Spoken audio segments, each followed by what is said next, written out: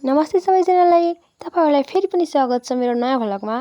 आजको भ्लग फेरि पनि मेरो स्कुलको नै रहेको छ।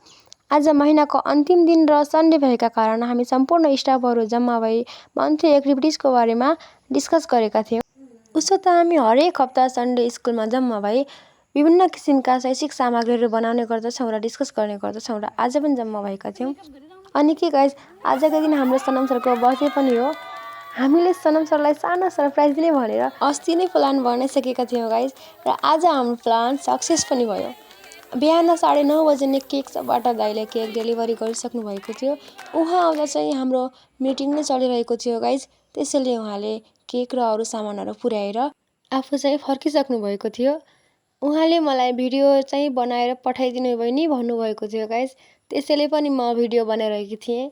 हामीले सनम सरलाई पालै टिका लगायौं, केक खुवायौं र आफू पनि खायौं गाइस। एकदमै रमाइलो भयो। अनि त्यसपछि गिफ्टको पालो आएको थियो गाइस। गिफ्ट चाहिँ हामीले सरलाई फोटो फ्रेम दिएका थियौं। फोटो फ्रेममा चाहिँ एउटा हाम्रो ग्रुप फोटो थियो भने साइड-साइडमा सरका फोटोहरु थिए। अनि त्यसपछि चाहिँ हामीले फेरि केक खायौं र सबैजना गेटतर्फ लाग्यौं।